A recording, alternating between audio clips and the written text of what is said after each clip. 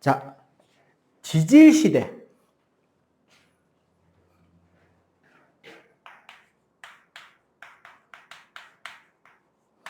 이게 그러니까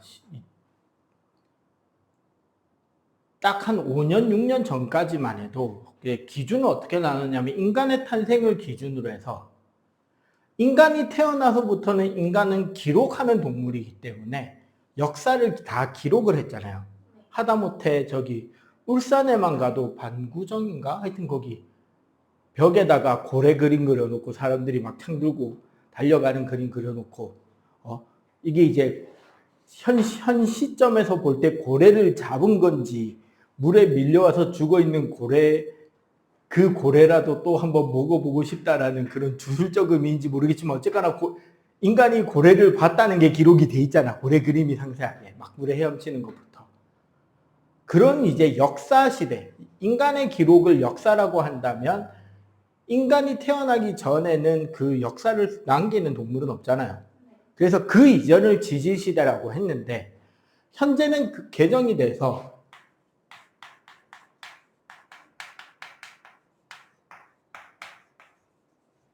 지구가 탄생해서부터 지금까지 전체 기간을 그냥 지질시대라고 하고 이 지질시대는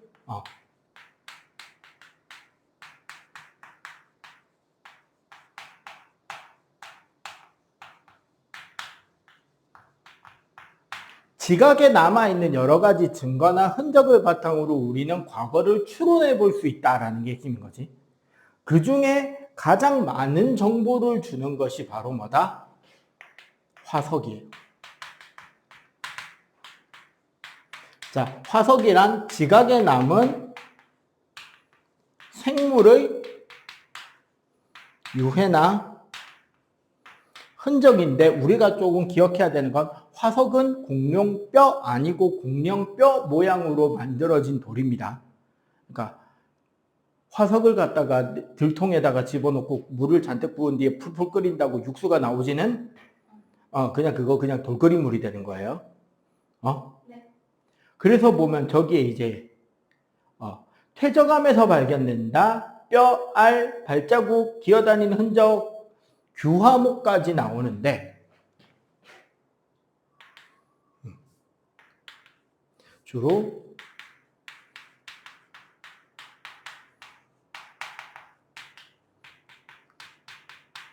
이제 어떻게 만들어지는 거냐면 동물이 사실상 산채로 흙에 파묻혀야 돼요. 거의 생매장 되듯이 파묻히면 파묻힌 채로 죽을 거 아니야. 그러면 그 동물은 그때부터 이제 몸 안에 있는 자체 효소에 의해서 분해가 되는데 이때 단단한 부분들 혹은 너무 질긴 부분들은 분해가 잘 안 되겠죠. 뭐 가죽이라던가 뼈라던가. 맞지? 걔네들이 그래서 흙에 파묻힌 채로 퇴적암이 굳는 거죠. 그 뒤에 지하수 같은 물이 흘러가면서 원래 있던 뼈가 부식돼서 빈 구멍이 뻥 뚫립니다. 여기를 우리가 몰드라 그래요. 그러니까 거푸집이라고 불러. 그렇게 해서 구멍이 뻥 뚫리고 나면 아까 지하수가 흘러 들어온 구멍을 따라서 새로운 퇴적물들이 그 자리를 메꿀 수 있겠지. 이거를 캐스트, 주물이라 그러는데 이렇게 해서 만들어진 다른 물질로 이루어진 돌이 지각 변동으로 인해서 겉으로 드러난 걸 우리는 화석이라고 하는 거예요. 물론 저기 빙하에 갇힌 매머드 얘는 그냥 동물 그 자체죠. 냉동물 이런 케이스도 있지만 대부분은 이렇게 돌로 태어나는 거다. 규화목이라는 거는 네가 좀 이따가 네이버나 구글에 검색해봐도 나옵니다. 심지어 돈 주고 팝니다. 어떤 거냐면 나무가 화석화되는 과정에서 나무는 세포벽이 있잖아요. 그래서 세포 단위로 돌하고 바뀌어온 거예요. 시간이 지나는 동안. 세포 하나가 부식돼서 빠지고 그 세포에 새로운 흙이 채워지고 또 세포가 빠지고 흙이 채워지고 이게 반복이 되면 바위 덩어리는 바위 덩어리인데 즉 퇴적암인데 모양이 식물체의 세포 구조를 그대로 가지고 있겠죠. 물관체관 구조까지. 그렇게 해서 만들어진 돌을 규화목이라 그래요. 자, 문제는 이 화석은 뭐와 뭐가 있다? 표준 화석과 시상 화석이 있는데 외우는 방법이요. 표준 화석은 유행이고요. 시상은 전통입니다.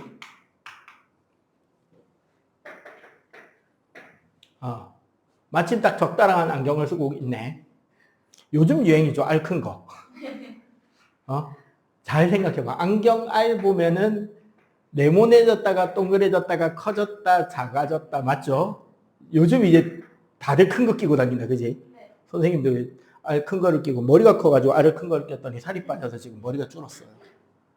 이거보다 심한 게 사실은 겨울철 수능날 수능 치러 올라가는 학생의 복장 제일 겉에 뭘 입었느냐가 코로나 직전까지 일종의 표준 화석이 되어 있습니다.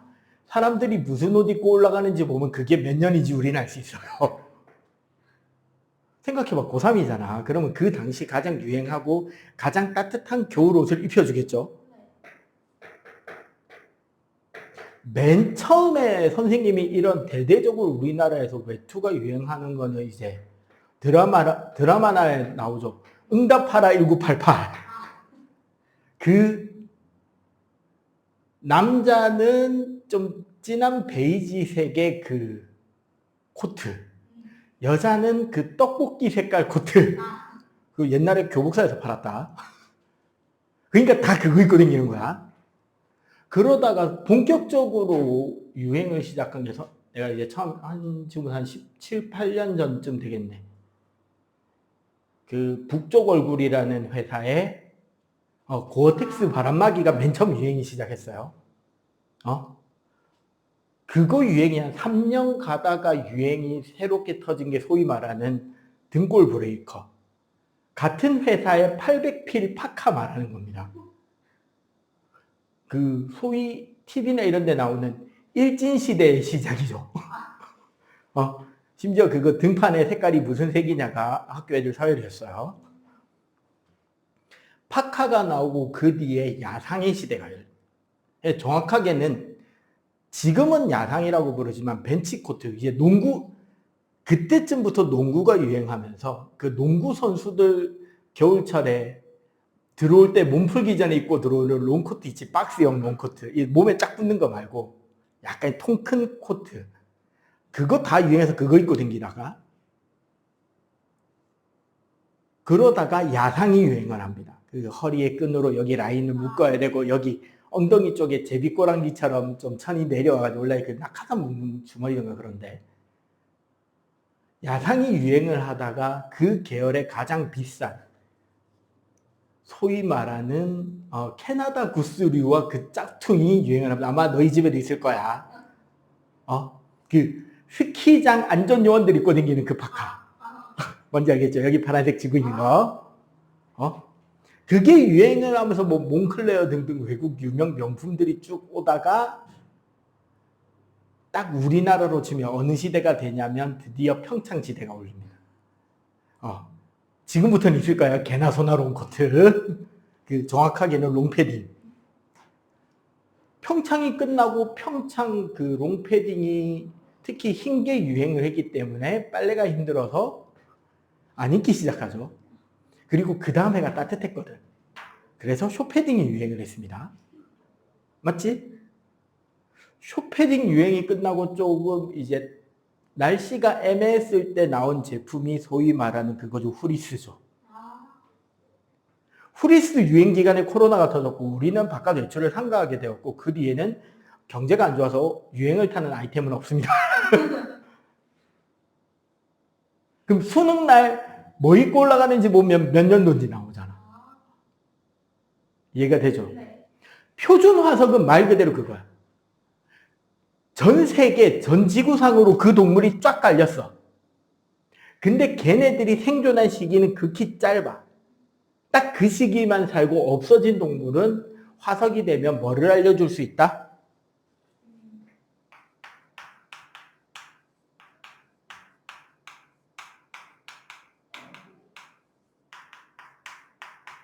그렇죠. 시기를 알려줄 수 있지. 그 화석이 쌓인, 그 지층이 쌓인 게 어느 시대인지를 알려줄 수 있지. 그러니까 유행이라고 하는 거야. 요즘에 안경 작은 거 끼고 다니면 그 패션 멤버를 알잖아. 그럼 반대로 시상 화석은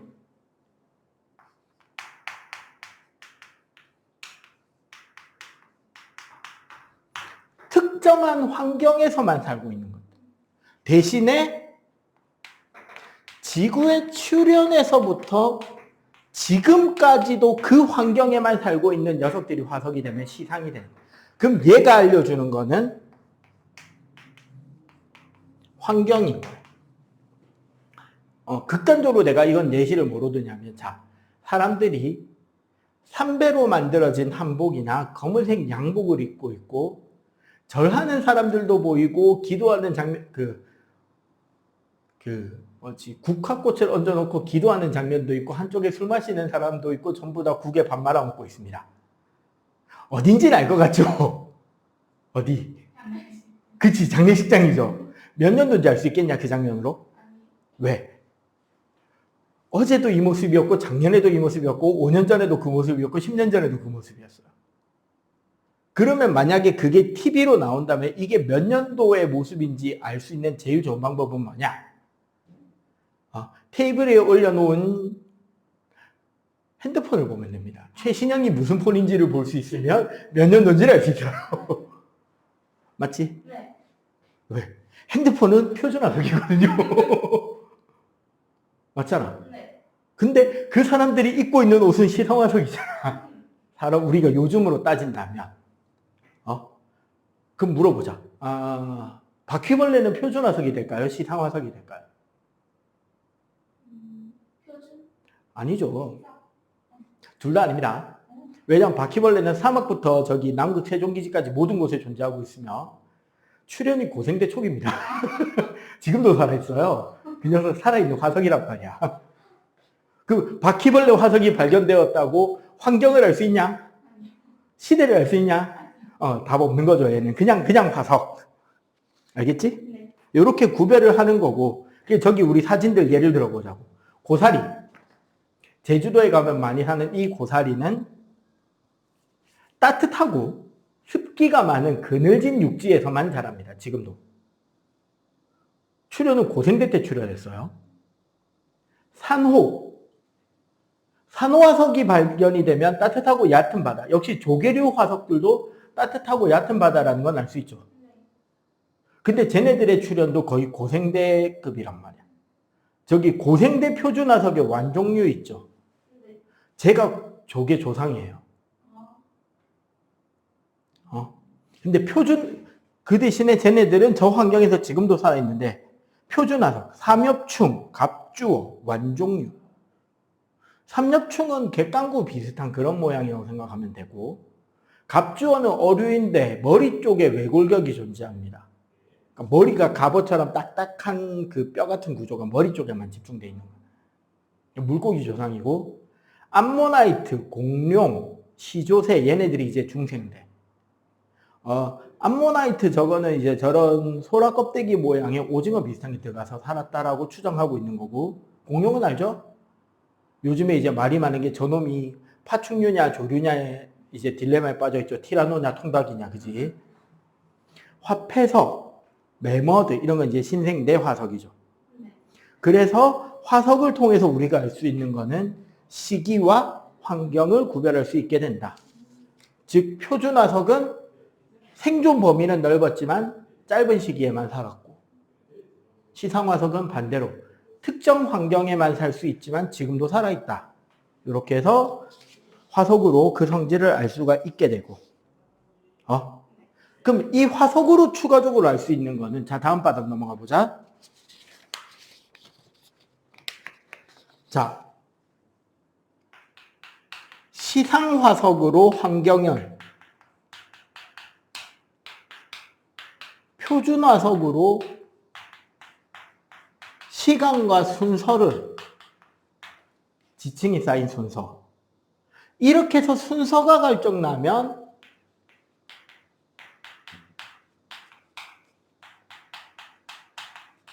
비슷한 종의 생물이 어떤 순서로 진화되어 왔고 어떤 것은 더 발전해 왔고 어떤 것은 퇴화되었는지를 구별할 수 있게 되겠지. 네. 그리고 대륙의 이동이나 과거에 그 지역의 환경이 어땠는지도 화석으로 알 수 있고, 플러스 기후의 변화도 어느 정도는 알 수 있어요. 꽃가루라던가 유공충이라던가 이렇게 해안가에 사는 녀석들, 특정한 온도에 살고 있다면 걔네들의 위치가 어떻게 바뀌어 가느냐, 좀 더 넓은 광역적으로 관측을 한다면 그럼 기후가 어떻게 바뀌었는지도 알 수 있을 것이고, 특히 저기 보면은 메소사우루스나 글로소프테리스라던가 얘네들은 이제 이런 것들을 바탕으로 대륙이동의 증거로 사용되기도 했습니다. 그러니까 극단적으로 말해서 대륙이동 요거는 우리 남아메리카 대륙, 대충 그림 이렇게 생겼잖아. 네. 그리고 아프리카 대륙, 요 해안선과 이 해안선이 거의 비슷하게 생겼다라는 것부터 시작해서 만든 게 베게나의 대륙이동인데, 이 두 개를 이렇게 이제 대륙을 이렇게 이어 붙였을 때 메소사우루스의 존재 영역이 이렇게 돼 있는 거예요.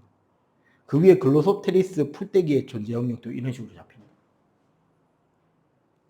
메소사우루스는 지금으로 따지면 악어 비슷한 그 물가에 사는 공룡인데 민물 공룡이란 말이야. 이제 민물에 살았다라고 추정한단 말이야.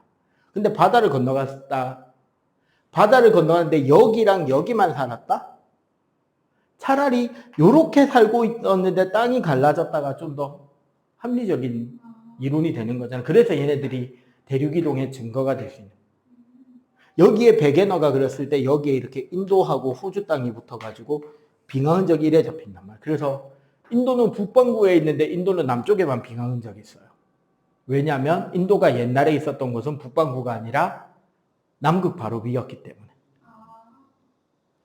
그래서 이런 식으로 대륙이 이동했다라는 것들의 증거가 될 수 있는 거고, 이런 것 등등등을 바탕으로 우리는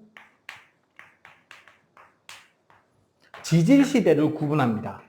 자, 이거는 서술형으로 거의 출제 확률 90% 이상이 나오는 거예요. 지질시대를 구분하는 기준은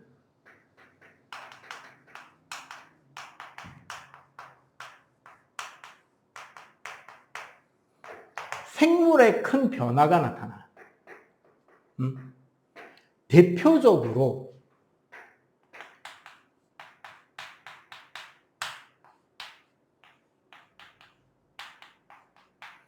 성캄브리아 때 고생대, 중생대, 신생대를 잡는다면 성캄브리아 때 살았던 애들은 주로 무척추 동물들. 이제 뭐 암기로 한다면 에디아카라 동물군 해가지고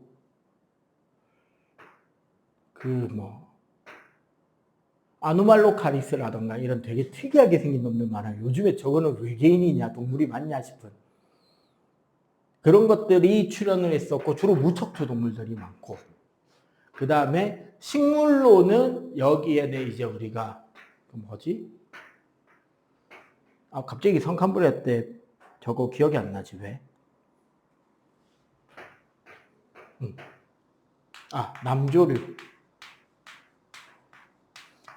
그 물익기에 관련되는 이런 애들이 살았던 흔적 정도만 남아있단 말이야. 고생대에 들어오면서 어류에서 양서류로의 진화가 일어나고, 식물은 고생대에 뭐가 나오냐면 우리가 이제 토자식물, 고사리류, 얘네들이 여기서 나와요. 그 다음에 중생대 때 우리가 파충류와 조류, 시조새부터 이제 나오니까 여기서는 양치식물이다. 여기는 이끼류. 거시식물이 나오고 신생대에 포유로의 진화가 일어나고 식물은 속시식물이 나옵니다. 보통 이제 이렇게 암기를 시키는데 제일 중요한 건 이거야. 그럼 포유류는 신생대에 태어난 게 아니라 여기서 출발인 거야. 그 전 시대 말쯤에 출현을 해요. 그리고 시대가 바뀌는 혼란기에 생존 경쟁에 이겨서 살아남았고 걔네들이 그 다음 시대를 지배하는 거야. 극단적으로 요 시기 이야기가 나올 건데 그러면 결국 파충류 공룡의 출현은 고생대 말에서부터 얘네들도 성캄브리아 때 말쯤부터 이렇게 지구로 겹쳐서 살게 돼요. 그러면 대표적으로 뒤에 가서 어차피 나올 텐데 중생대에서 신생대로 넘어올 때 빙하기가 오거든요. 빙하기가 오면서 공룡들은 변온동물이니까 날씨가 추우면 활동력이 떨어질 거고 빙하기가 와서 먹을 게 적어지니까 번식도 쉽지 않았겠죠. 근데 그 시대에 태어난 포유류는 작고 빠르고 털로 뒤덮여 있어서 체온이 보존이 되었기 때문에 알 깨먹고 도망가기를 시전합니다. 그때 태어난 애들 쥐의 조상, 고양이 조상, 개 조상, 말 조상이라 전부 다 공룡 알 깨먹고 도망가기. 그래서 파충류 조류 같은 난생들이 이제 상대적으로 밀리고 이제 포유류의 시대가 열리는 거죠. 이런 식으로 시대가 전환될 때 동물이 바뀌어 온다는 거죠. 자, 지지시대를 구분하는 성캄브리아 때 고생대, 중생대, 신생대에서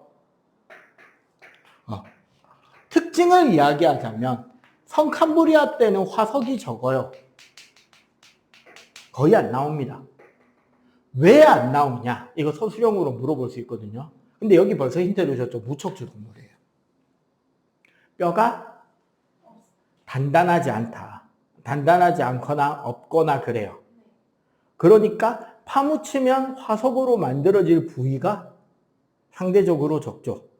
해파리 같은 거 화석될 수 있겠냐? 쉽지 않겠죠. 안 된다라고는 말을 못 하는데 워낙에 단단한 부분이었고 수분이 많은 애들이니까 쉽지 않겠죠. 그 다음에 화석은 어디에서 발견된다? 퇴적암에서 발견된단 말이야. 시대를 구분하는 기준이 생물군의 변화 말고 하나 더가 부정합이에요.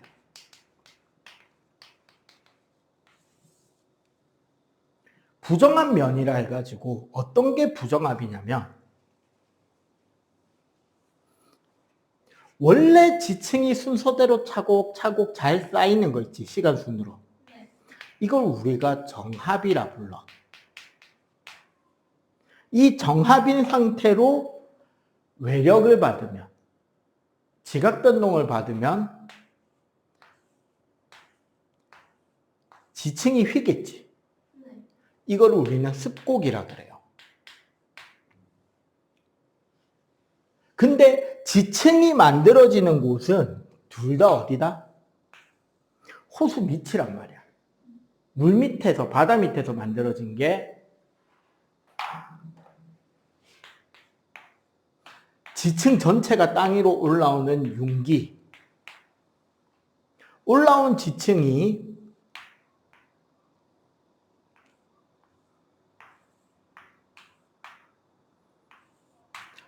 침식,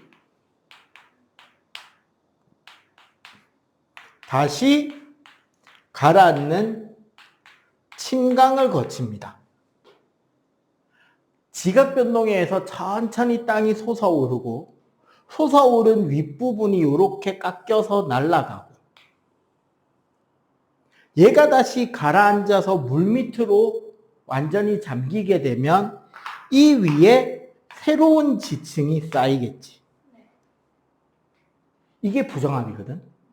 그리고 얘가 드러나야 우리 눈에 부정한 면을 볼 수 있잖아. 요 경계선이 부정한 면이 된다고.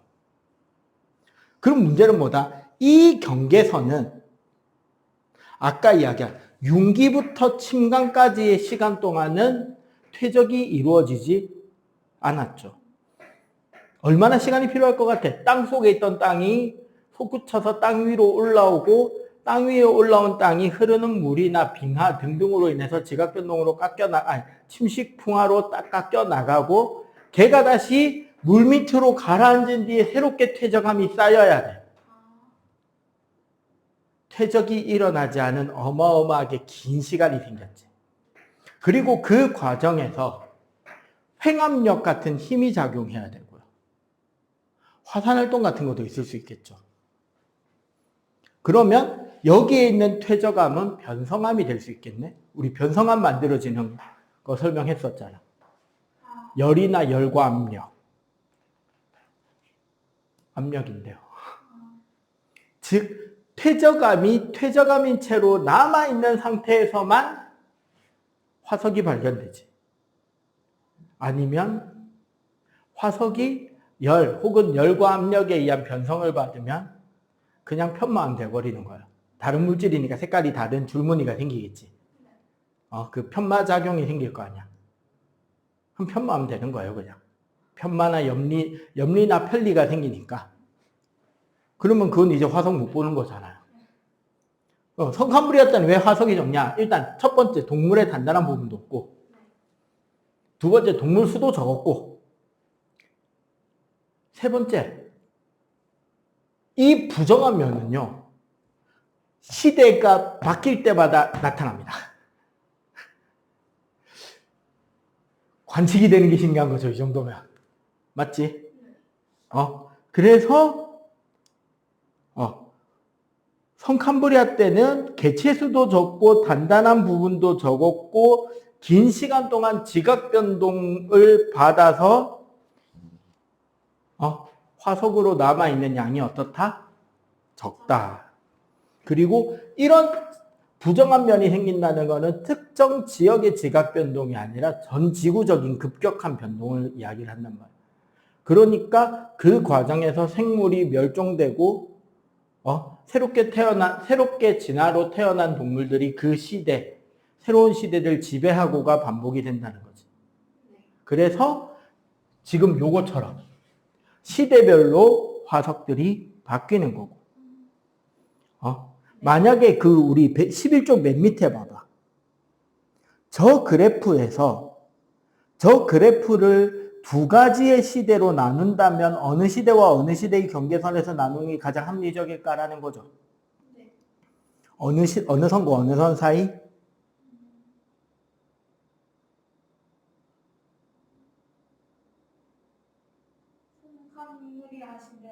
아니 저기죠. 맨 밑에 지지시대의 상대적 길이. 각각의 화석들이 어느 시기부터 어느 시기 사이에 지층에서 발견된다가 화살표로 표시되어 있는 거란 말이야. 어디를 자르는 게 딱 두 시대로 가르기 좋을까? 아니 거기 말고요. 요거.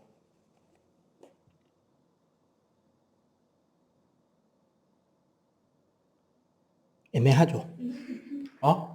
저기서 일단 화석 하나는 지울 수 있죠?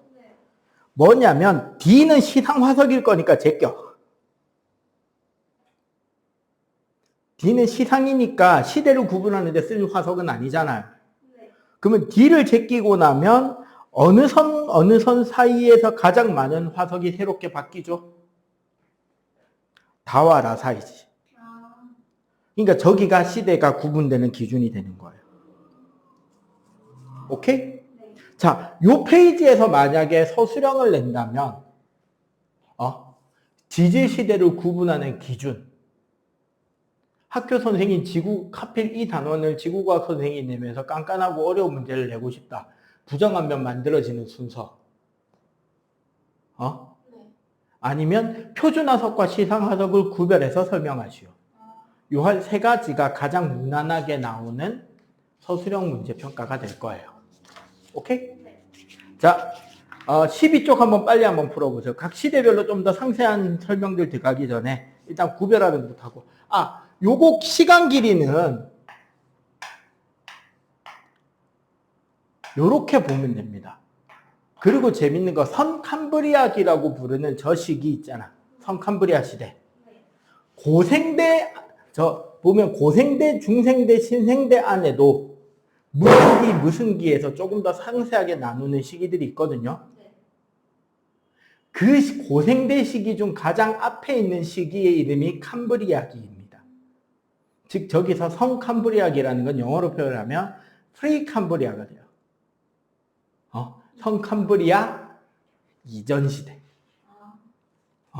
근데 저기가 제일 깁니다. 전체에서도. 자, 시대별 처음에.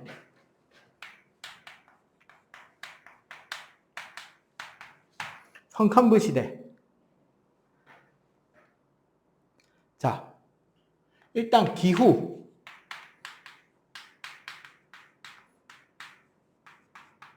비교적 온난 빙하기 추정.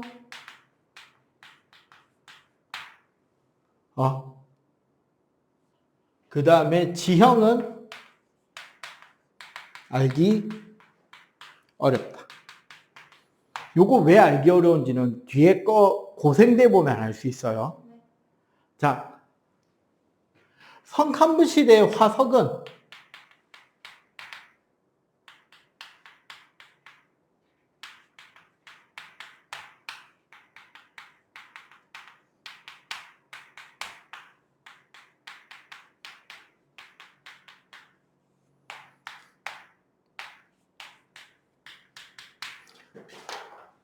동물의 수도 적었고 단단한 부분도 없었으며 지각 변동을 많이 받아서 사실 남아있는 화석이 거의 없습니다. 거기에 플러스 얘네들은 어디에서만 살았다?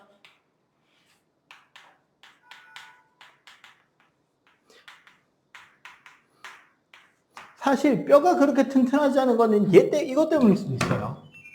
다 바다 생물입니다. 아직까지 이 당시에는 육지로 올라오지 않았습니다. 자외선이 너무 심해가지고. 산소도 적었고 오존층도 확실하지 않아서 육상에는 생물이 없었고 다 바다에서 살고 있었고요. 자, 최초로 태어난 생물이 남세균 사이아노박테리아인데 저거 요즘도 볼 수 있는 곳이 있어요. 언제 볼 수 있느냐? 지난주까지 내가 이거 어디서 봤더라? 길이나 이런 데 하수도나 우수관로 공사한다고 이 타일 같은 거 드러내고 그 밑에 비 지나가는 그 하수도길 다 파내면 남색 뻘 같은 게 막 올라오잖아. 그거예요. 그러니까 걔랑 정확하게 같은 건 아닌데 같은 계열의 생물체라고 보시면 돼요. 그게 남세균이고 최초로 광합성을 해서 산소가 나옵니다. 그런 걸 우리는 스트로마톨라이트라 그러고 에디아카라 동물군이라는 건 되게 이상하게 생긴 놈들이 많은데 옛날에 인터넷에서 되게 재밌는 소위 말하는 기자 같지도 않은 기자들이 조회수로 장사해 먹겠답시고 외국 기사 억지로 가져와서 번역기 대충 돌려서 기사 만들어서 올리다가 전혀 다른 동물의 화석으로 나타난 사례가 있어요. 근데 문제는 이건 우리나라만 실수한 게 아니라 외국에서도 같이 실수한 거기 때문에 동물의 이름은 아노말로카리스입니다. 얘가 얼마나 유명한 동물이냐면 심지어 포켓몬고에도 들어있습니다. 아노말로라고 해가지고 물개울 포켓몬인가 그럴 건데 맨 처음에 뭐가 발견됐냐면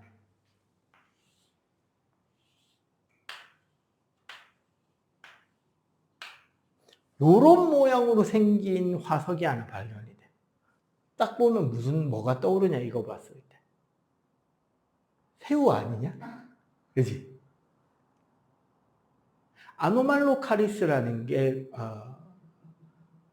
아주 오래된 새우 뭐 그런 뜻이고 괴상한 새우, 괴물새우 막 그런 뜻으로 학명이 잡힌 거예요.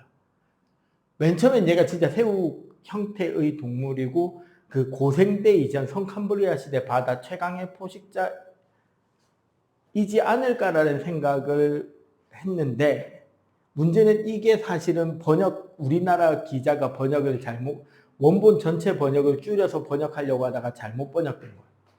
실제로 아노말로카리스는 그 에디아카로 동물군 중에서도 최강 포식자에 위치하는 동물 맞는데 문제는 이게 새우가 아니라는 거예요. 다음에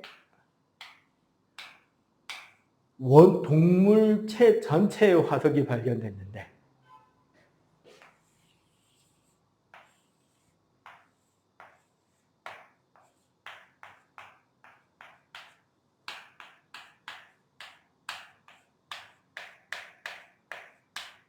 자, 위에 튀어나와 있는 게 눈으로 추정되는 구조고요.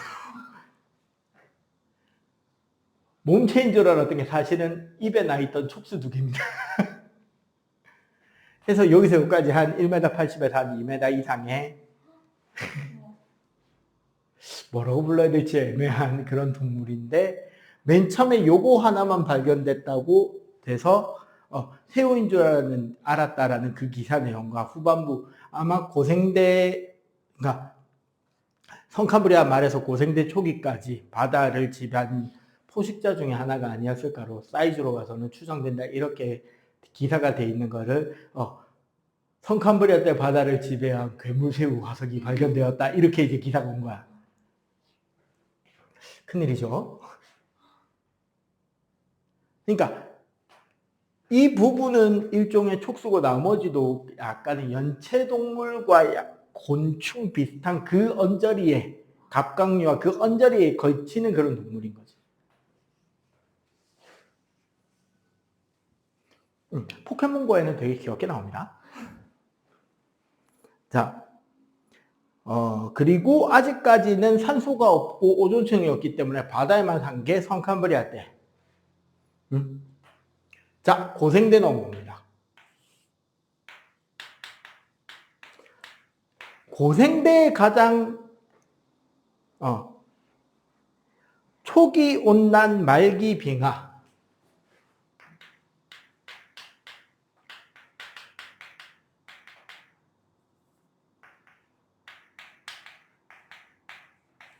고생대에서 가장 많이 물어보는 포인트는요.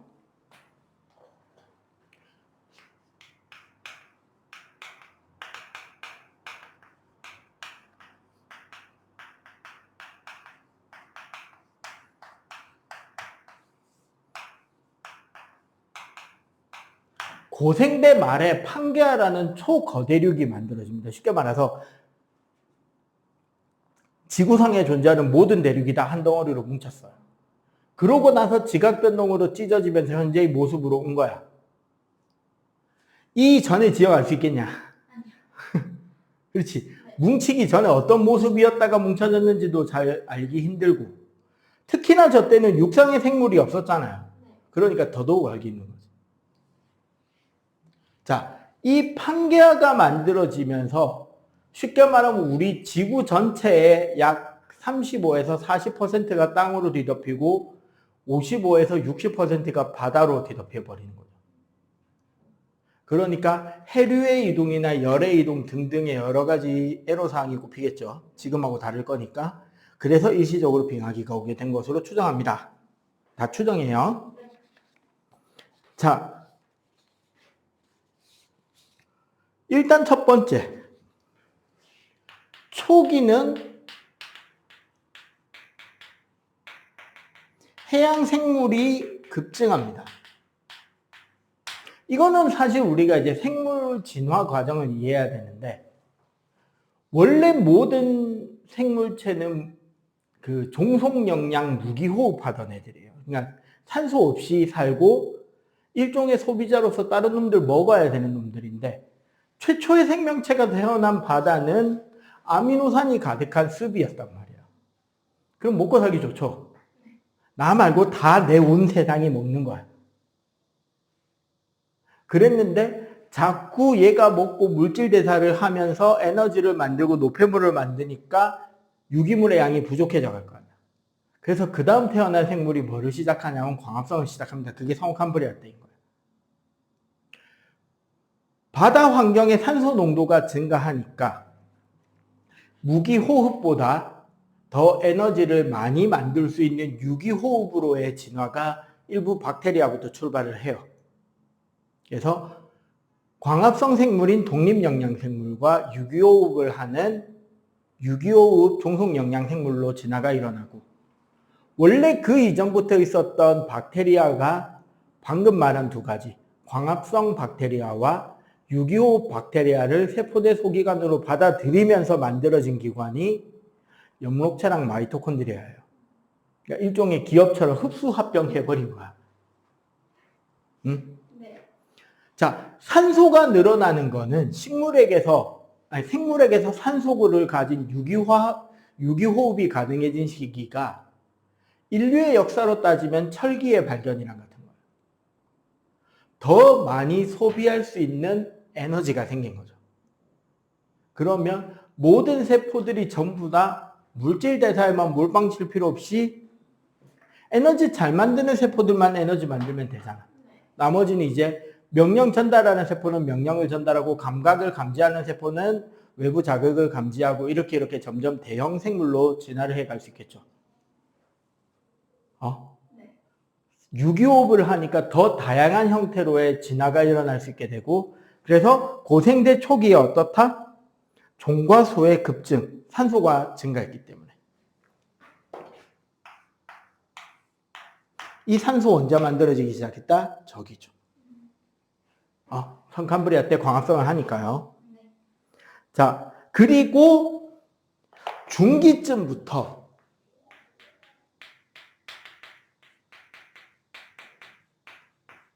양서류가 만들어집니다. 우리 이제 개구리, 올빼미, 도롱뇽 이런 애들을 양서류라 그러는데, 양서의 뜻이 양쪽에서 서식할 수 있다예요. 그러니까 개구리나 도롱뇽 보면 물속에서도 살고 물 위에서도 살죠. 특히 어린 개구리는 어린 동물일 때는 아가미로 숨쉬다가 이제 성체가 되고 나서는 피부호흡과 호파호흡으로 숨을 쉬잖아요. 그러니까 양쪽 다 살 수 있는 생물. 그게 양서류지. 네. 이 양서류의 출현이 가능해진 거는 드디어 뭐가 생겼다? 오존층이 만들어지면서 자외선을 커트해 주니까 생물들이 땅 위로 올라올 수 있게 되고, 새로운 환경과 엄청나게 넓은 환경이 만들어지니까 이제 어떻게 육상에서 더 다양한 진화가 일어나서 종의 수와 개체 수가 급증하죠. 그래도 어디가 좀 더 동물이 많았을까요? 완전히 땅 한복판이야, 물가일까? 물가도 양서류니까요. 개구리 어디 살아? 땅 한복판에 살아? 계곡에 살아? 물가니까요. 맞지? 네. 그러다가 이 말기에 대멸종이 터버립니다.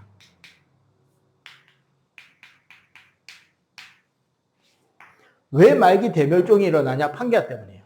아까 어디서 살고 있었다 그랬어? 물가요. 즉 강가나 해안선을 따라서 생물들이 많이 살고 있었을 거 아니야. 그런데 판기아가 만들어졌다는 것은 해안선의 전체 길이가 매우 짧아지죠. 아까 우리 대륙이동 생각해 봐봐. 남아메리카랑 아프리카랑 붙어버려서 대륙이 붙었어요. 그러면 그쪽에 해안선에 살던 바다코끼리는 물개는 뭐 이런 동물 당연히 없겠지만 그 부근에 살던 연어나 숭어는 거기 땅이 없어졌어. 그 바다가 없어진 거야. 갑자기 땅이 된 거지. 그럼 거기에 살던 그 갯벌에 살던 조개들은, 개들은, 가지들은 그냥 맨 땅이 돼버린 거야. 갑자기 어느 날. 그러니까 그 물가에 살던 많은 동물들이 대멸종해버립니다. 저 시기에. 맞지? 네. 그리고 표준화석들은 외워야 되는 거고요. 그때. 중생대.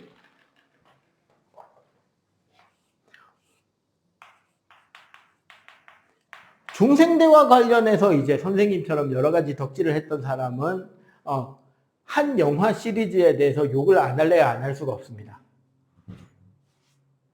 주라기 공원이라는 영화가 있죠. 주라기 공원, 주라기 월드. 덕후들은 알고 있는 사실이 하나 있어요. 거기 나온 공룡들은 주라기가 아니라 백악기 공룡입니다. 티렉스부터 전부 다. 그 맨 마지막에 그 손톱 긴 놈, 그 티라노랑 맞닿아 있다가 결국 물려 죽은 그 손톱 긴 깡패 공룡도 백악기 말공룡이에요, 심지어 걔는. 그냥 발음이 좋아서 주라식 파크가 된 거야. 중생대. 그러니까 중생대 안에 트라이아스기, 주라기, 백악기란 말이야. 중생대. 일단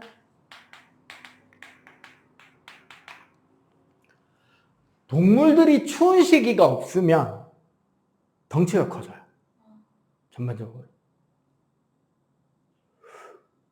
유럽이나 호주에서 다람쥐나 토끼 때문에 자연이 망해가고 있다 막 그런 글들 올라오잖아요. 그래서 호주 정부는 토끼 사냥을 위해서 뭐 총기 사냥 포획 자유권이나 막 그렇게 해가지고 포상금까지 걸고 토끼를 잡고 있는데 그 개체수 조절이 말이 힘들 만큼 지금 개체수가 늘고 있다 뭐 그런 것들 때문에 사막이 더 넓어지고 난리 났다 뭐 그런 글들이 한 번씩 올라온단 말이에요.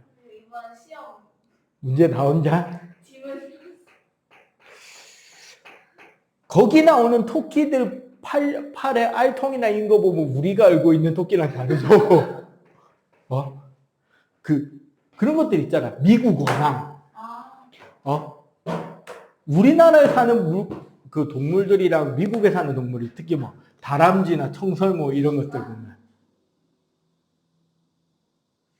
외국에는 애들이 왜 저렇게 싸납게 생겼고 우리나라는 왜 이렇게 동글동글 귀엽게 생겼냐에 대한 생물학자의 해답은 걔네들은 겨울이 없잖아.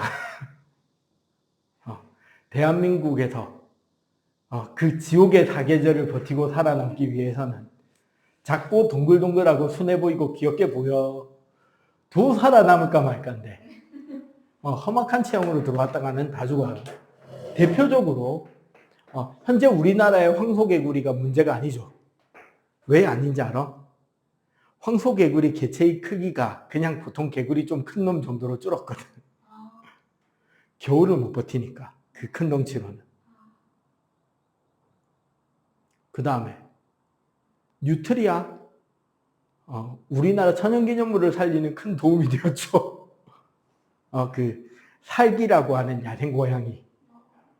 현존 우리나라 최강의 포식자. 살쾡이. 그게 사기거든요. 이 사기 능력은 물가에서 헤엄을 칠 수 있는 수속성 고양이입니다. 그냥 걸어다닐 때 보면 어느 집에서 도망 나온 뚱냥이처럼 생겼는데 상당히 빠르고 매섭고 사냥 본능에 뛰어난데 야행성의 물가에 살아요. 그리고 뉴트리아는 야행성의 물가에 사는 대형 쥐죠. 그 다음 내용을 말 안 하겠지. 이제 그런 식이 되니까 따뜻하니까 체온을 유지하는데 에너지 고생을 안 해도 되니까 그러면 생존에 더 유리하게 덩치를 키워버려도 되는 거죠. 그지? 네. 그래서 대형화된 동물들이 많습니다. 중요한 건 중생대 말기의 대멸종. 빙하기가 없어서 온난하였기 때문에 대형 동물들이 늘었고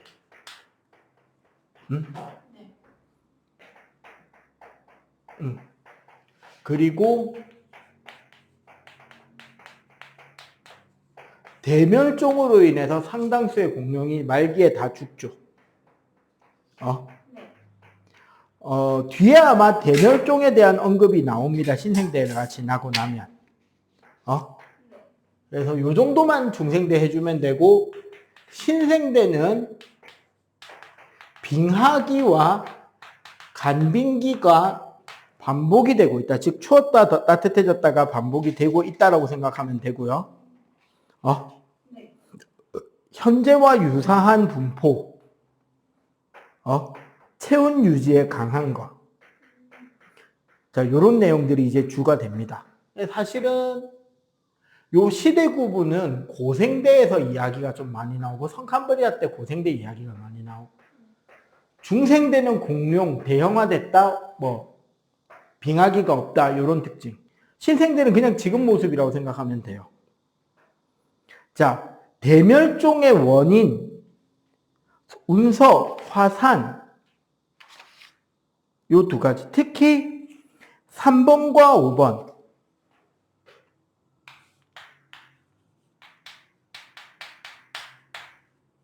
3번 시기가 고생대에서 중생대 올 때, 5번 시기가 중생대에서 신생대 넘어갈 때가 가장 큰 대멸종이었고요.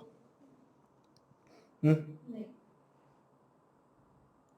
특히 소행성이 지구로 떨어질 때, 이게 땅에 충돌하면 지진과 화산이 활성화되고, 그런 화산재들 때문에 태양의 빛을 막아서 기온이 떨어지거나 할 수 있고요. 이게 바다에 풍당해버리면 초대형 쓰나미가 생기고 바닷물이 끓어서 수증기가 올라가서 지구온난화에 영향을 장기적으로 줍니다. 그러니까 운석의 충돌, 화산의 폭발은 단기적으로는 지구 기온을 떨어뜨리고, 요거 기억해야 돼. 대멸종 파트에서 운석에 의한 변화, 일시적으로 기온이 내려갑니다. 왜? 먼지나 수증기 때문에 가시광선이 차단되는 거야.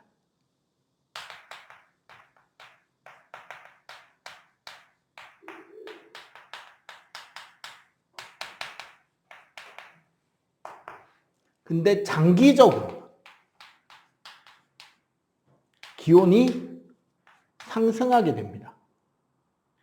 왜냐하면 화산가스에서 튀어나온 수증기들, 바다에서 끌어오는 수증기들이 결국은 온실기체란 말이에요. 수증기도 온실기체예요. 이산화탄소도. 그리고 그런 충돌로 인해서 드라이아이스가 승화되거나 하면서 이산화탄소 농도도 증가하고, 장기적으로는 기온이 어떻게 된다? 올라갑니다. 그냥 떨어지는 게 아니고요. 3기, 5기가 언젠지, 그리고 어떤 애들이 더 많이 멸종했는지 정도를 따로 외워놓고 시험 칠 때 들어가셔야 돼요. 오케이? 자, 그러면 요거 한번 쭉 읽어보고 15쪽, 그 다음에 16쪽에 Q 있지? 15쪽 풀고 16쪽에 Q1 있거든, 맨 밑에? 그거까지 한번 풀어보세요. 하고,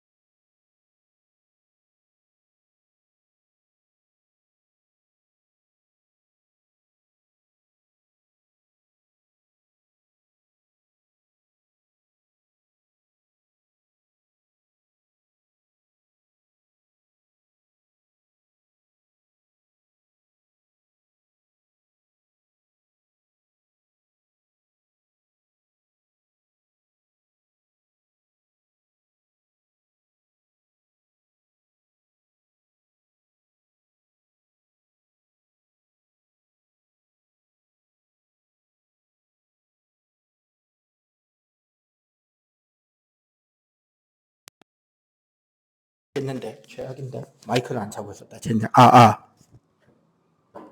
소리가 좀 덜 들어갔을 수도 있다. 자, 남모양 적혈구. 이건 일어나줘야죠. 왜? 통합과학이 사랑하는 질병입니다. 생물에서 제일 많이 나와요.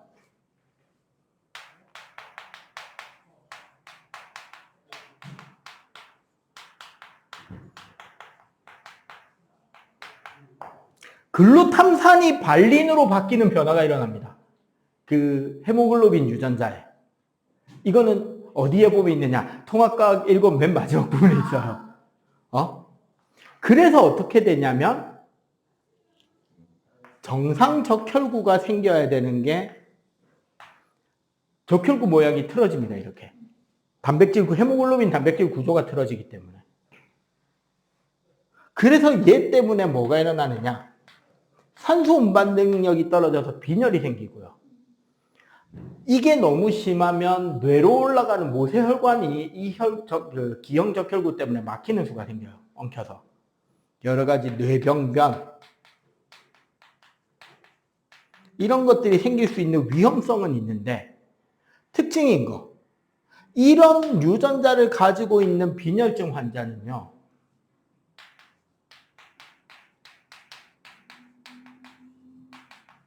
아프리카에서 특정 모기가 옮기는 말라리아라는 전염병에 내성이 생겨버립니다. 나도 한번 걸려서 죽을 뻔했는데 군대에서 한번 걸려가지고 한 열흘 개고생했는데 아프리카는 특히 심하겠죠. 우리나라에서는 그냥 약 먹고 좀 아파서 열 좀 나면서 링거 좀 맞으면 낫는데 아프리카는 죽을 수 있는 병이죠. 동남아나 이런 데는.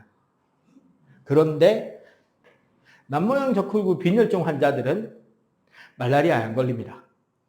애시당초 내성이 생겨요. 왜 그런지는 나도 정확히 모르겠는데 그 결과 맨 밑에 지도 봐봐. 말라리아가 발생하는 지역과 남모양 적혈구 빈혈증 유전자의 빈도수가 높은 지역이 어떻다? 겹치죠.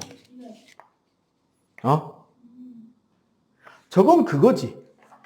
저 동네에 남모양 적혈구 빈혈증 환자들이 아싸 나는 말라리아 안 걸리니까 말라리아가 분포하는 지역에 가서 살아야지 하면 이상한 건 아니고 정확하게는 반대쪽을 이야기해야 되는 거야.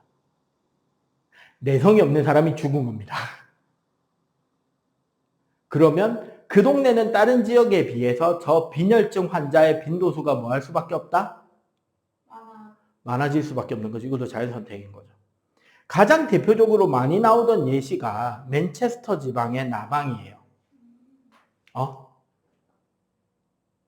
저기 영국의 맨체스터라는 도시는 영국 스코틀랜드와 잉글랜드 경계선 부근에 있는 북쪽 공업 도시인데 그 동네에 있는 나무 숲에는 원래는 흰 색깔의 지류, 그러니까 우리 모기버섯, 그 탕수육에 나오는 그 버섯이죠.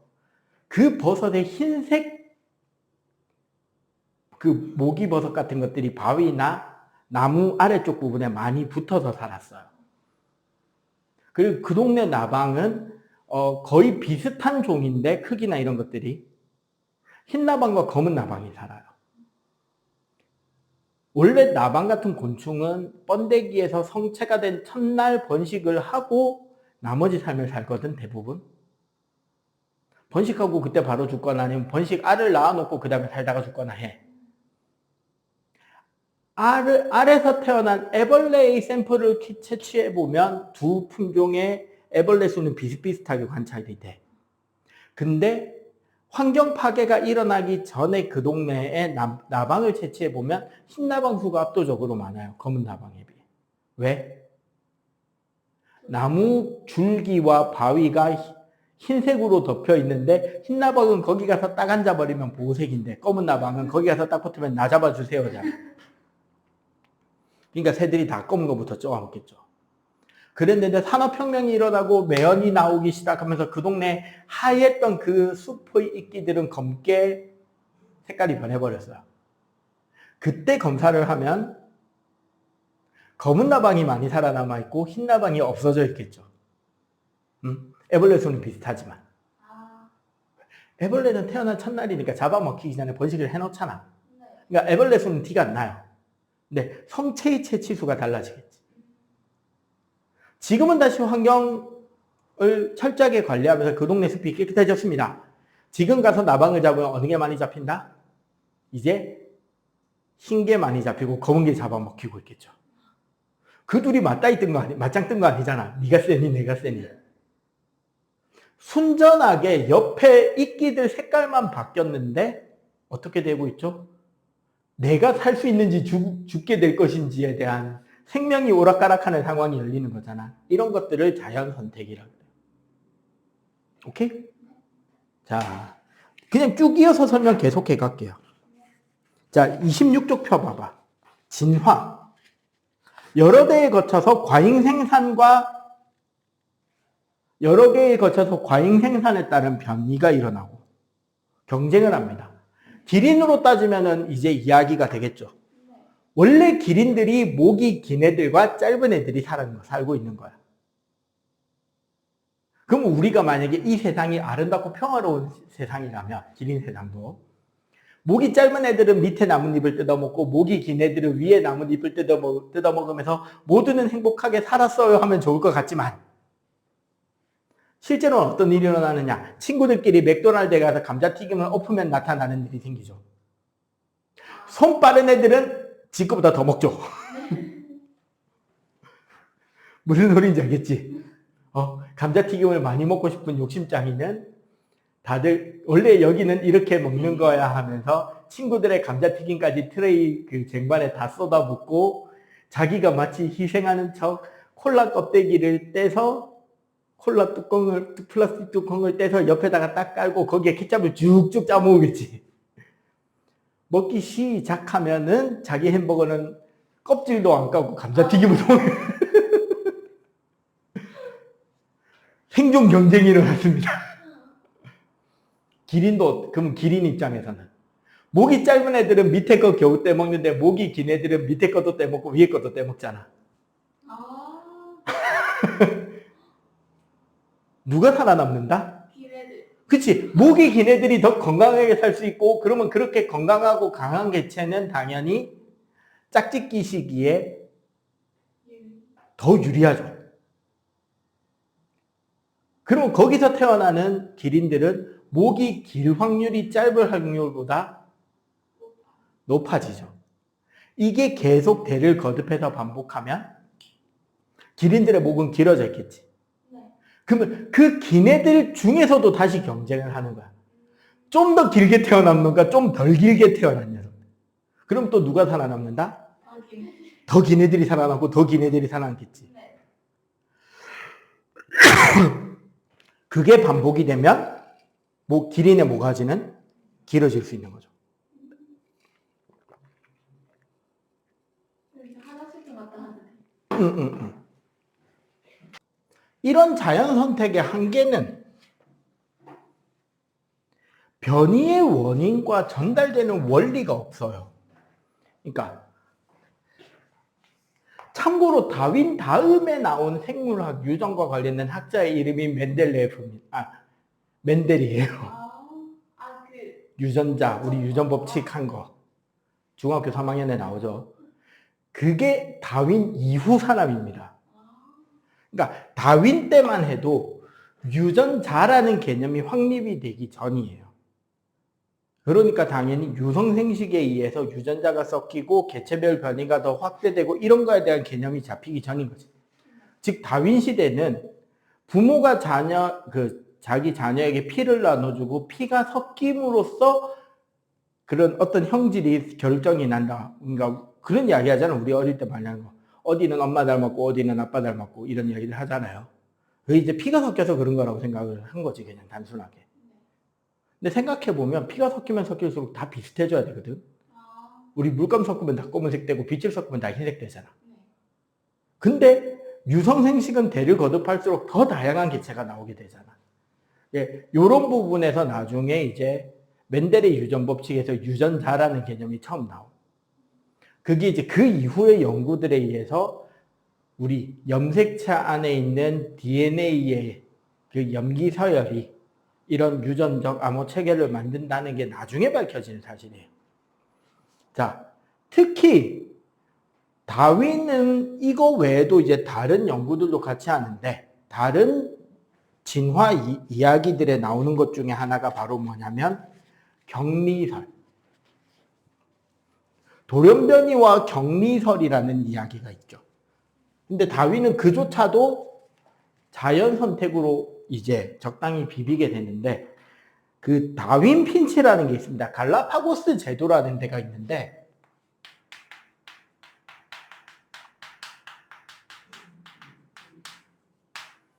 남미, 칠레 북쪽, 에콰도르 쪽인가? 어쨌거나 거기서 태평양 쪽으로 한 1000km 떨어져 있는 섬이에요. 그러면은 거기는 그 남아메리카 대륙과 사실상의 생물학적 교류는 일어나지 못할 만한 동네다. 그지? 거기에는 다윈 핀치라고 하는 핀치류, 그러니까 우리나라로 치면 참새, 멧새야 그 정도의 작은 새들이 살아. 섬이 한 8개 있는데 거기에 있는 이 핀치라는 새들이 살아요. 별명이 현재의 학명은 다윈 핀치입니다. 근데 요 다음 바닥 넘겨보면 27쪽에 넘겨보면 이제 그 새들에 대한 새들 이야기가 나오는데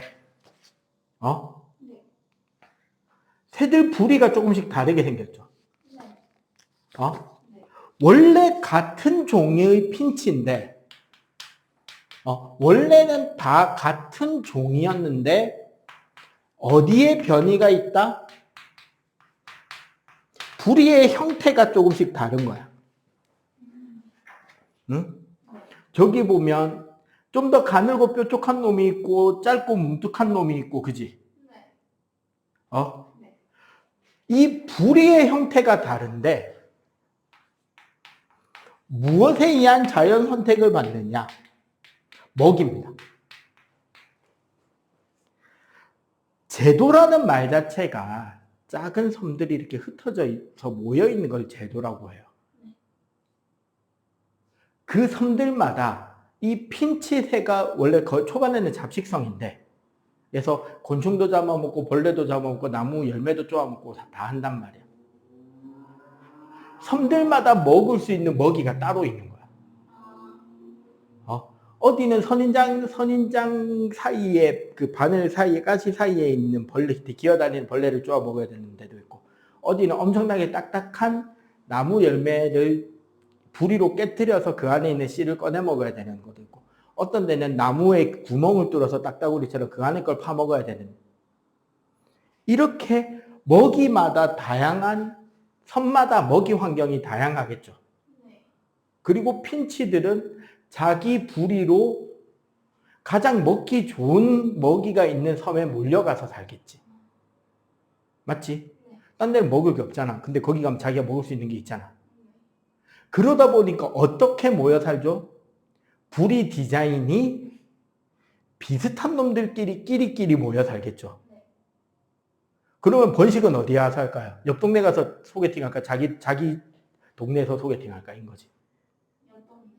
굳이? 그치, 내 바로 옆에도 나랑 같이 먹이를 쪼아 먹는 그 핀순이가 있단 말이죠. 핀순이 핀돌이가 내 옆에도 있어. 근데 굳이 날개 아프게 옆 동네까지 날아가서 거기서 소개팅하고 짝짓기를 할까? 그냥 여기서 하면 되잖아. 그러면 어떤 특징이 생길까? 비슷한 놈들끼리 결혼해서 새끼를 넣으면 걔도 웬만하면 비슷하게 나올 확률이 높겠지. 좀 다르게 태어난 놈은 그 섬에서 먹기가 힘든데 막 그래서 먹이를 찾아 다른 데 돌아다니다 보니까 자기 먹기 좋은 열매가 있는 섬이 있어. 그 섬에 한 번씩 놀러 가서 먹다 보니까 지랑 비슷한 핀형이가 있는 거야. 걔랑 친하게 지내면서 거기 그냥 눌러 사는 거지. 그럼 이제 걔는 그 섬새가 되는 거지. 계속 걔를 거듭해서 나가다 보면 어떤 일이 생길까? 더 시간이 지나면. 섬마다 핀치새의 부리가 달라지고 체형이 달라지고 아예 다른 종으로 분화가 돼버리겠죠. 이런 일들이 생길 거라는 거지. 섬마다 먹이 환경이 다르니까 섬마다 먹이 환경이 다르니까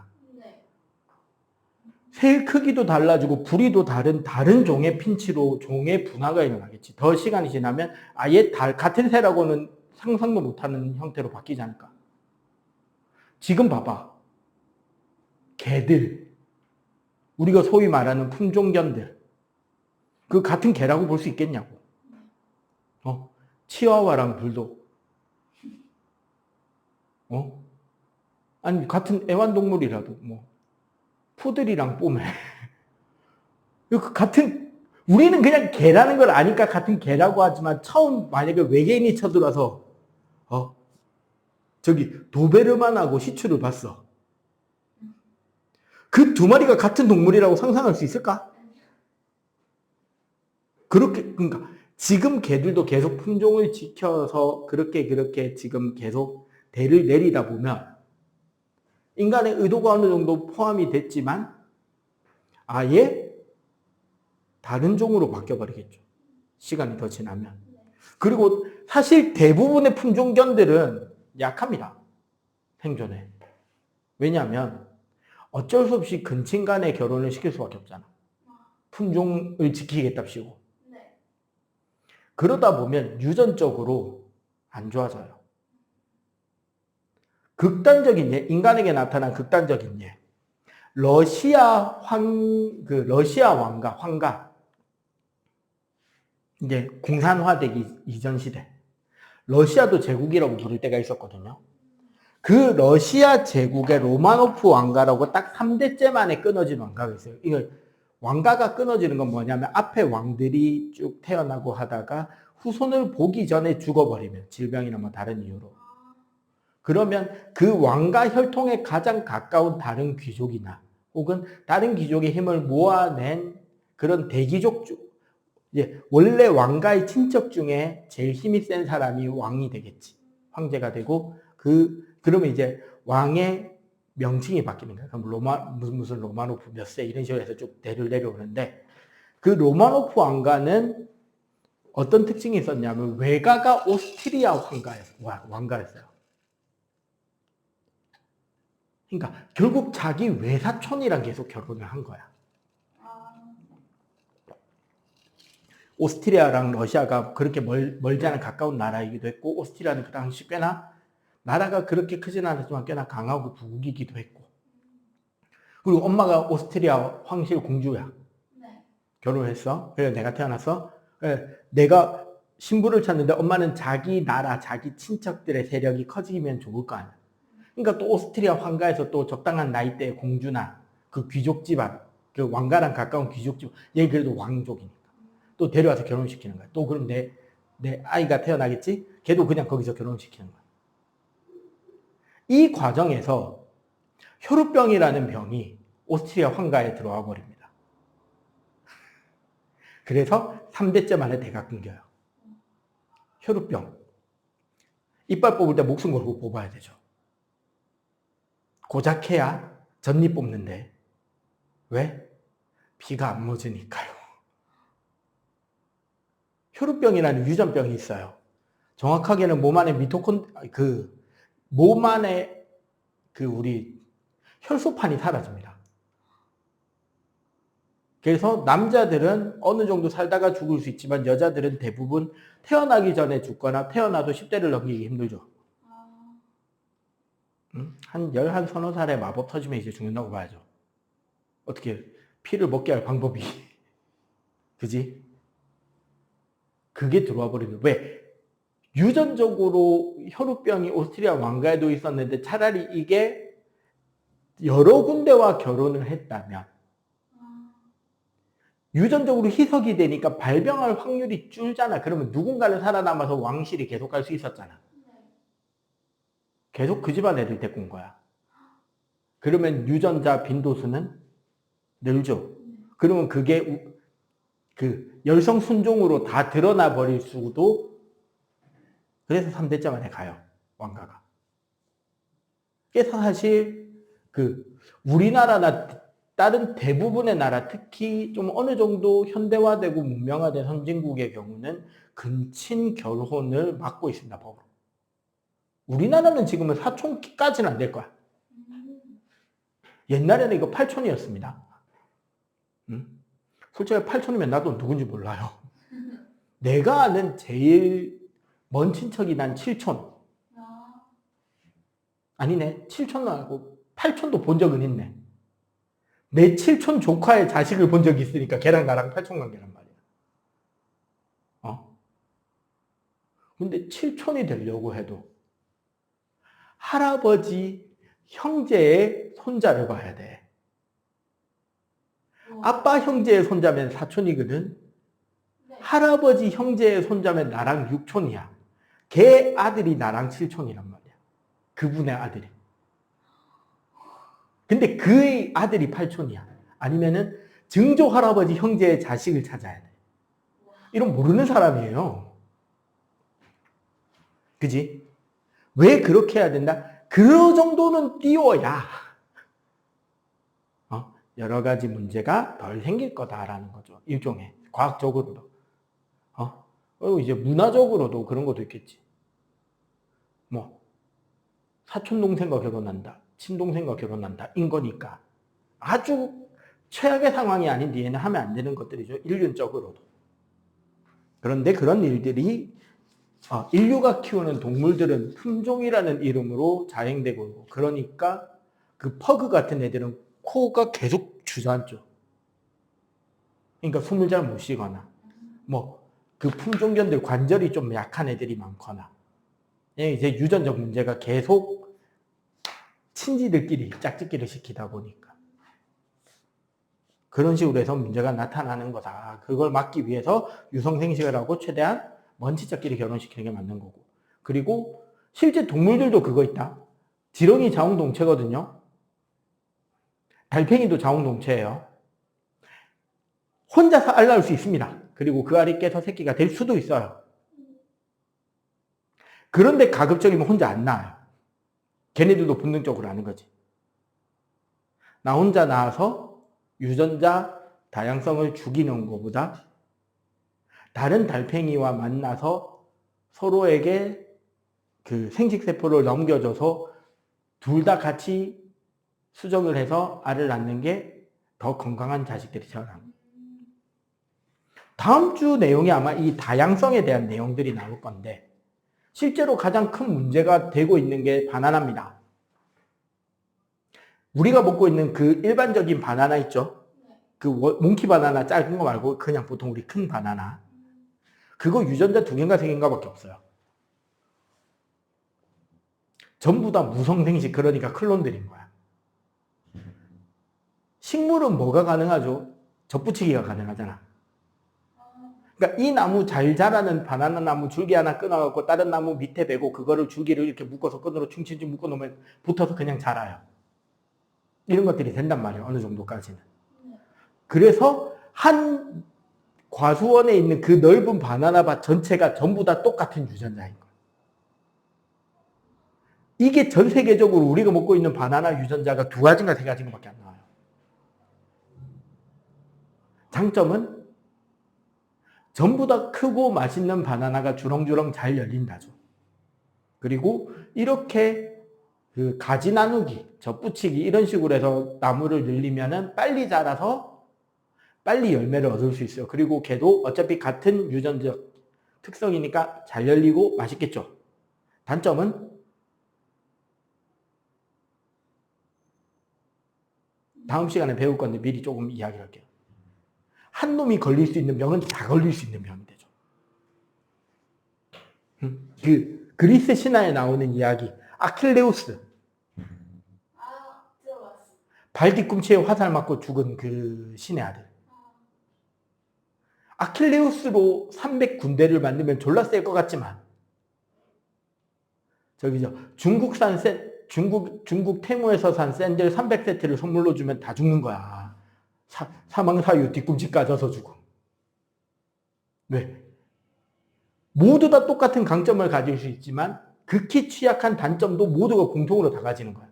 근데 하필 그 단점에 아다리가 맞으면 몰살이죠. 유성생식하는 이유는 그렇게 안 죽기 위해서. 개체별 성질이 다 다르면 얘가 죽지만 얘는 살 거 아니야. 그러면 그 종은 살아남은 거잖아. 다 같으면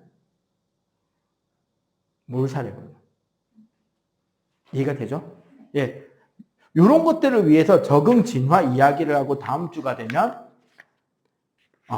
그 다양성 이야기가 나올 거예요. 그래서 요 뒤에는. 자, 여기까지 간단하게 정리하고 27쪽 한번 빨리 한번 풀어보세요.